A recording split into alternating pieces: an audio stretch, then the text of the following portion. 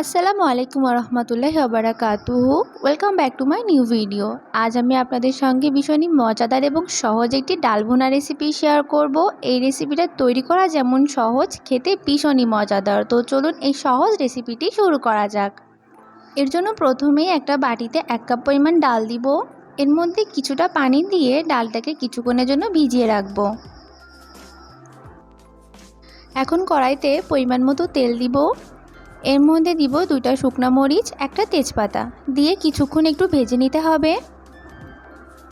এরপর দিব একটা বড় পেঁয়াজ কুচি করে কেটে রাখা, দিব 1 টেবিল চামচ রসুন কুচি দিয়ে এগুলোকে একটু ভেজে নিতে হবে। হালকা একটা বাদামি কালার চলে আসলে এর মধ্যে হাফ টিস্পুন দিব আস্ত জিরা। জিরাটা দিয়ে আবারও কিছুক্ষণ ভেজে নিতে হবে। এখন এর মধ্যে দিব 2টা টমেটো কুচি। টমেটোটা হালকা একটু ভেজে নিব। এখন এর মধ্যে অ্যাড করব পরিমাণ মতো লবণ, 1 টিস্পুন হলুদ গুঁড়া, হাফ টিস্পুন মরিচ গুঁড়া, হাফ টিস্পুন ভাজা জিরা গুঁড়া দিয়ে এই সবগুলোকে খুব ভালো করে কষিয়ে নিতে হবে কিছুক্ষণ। মশলা কষানো হয়ে গেলে এখন এর মধ্যে আগে থেকে ভিজিয়ে রাখা মসুরির ডালগুলো দিয়ে দিব। খুব ভালো করে কিছুক্ষণ মসুরির ডালটাকে ভেজে নিতে হবে।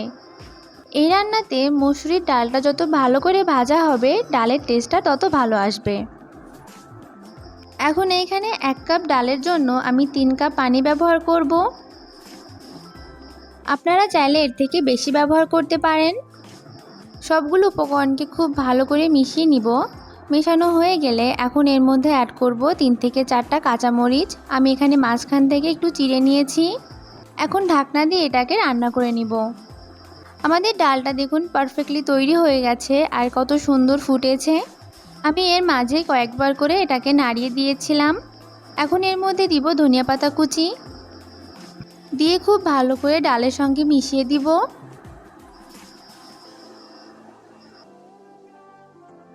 ডালটাকে আরেকটু টেস্টি করার জন্য এখানে দিব হাফ টিস্পুন জিরা গুঁড়া দিয়ে 2 থেকে 3 মিনিট রান্না করে নিলে আমাদের এই ডাল ভুনাটা পারফেক্টলি তৈরি হয়ে যাবে।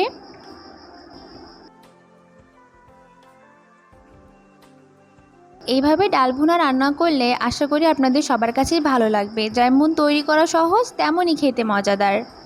আর যারা নতুন রাঁধুনি তাদের জন্য তো এটা বেস্ট আর একদম সহজ একটা রেসিপি। আশা করি আমার আজকের এই ভিডিওটি আপনাদের কাছে ভালো লেগেছে। দেখা হবে নেক্সট ভিডিওতে ইনশাআল্লাহ। আল্লাহ হাফেজ।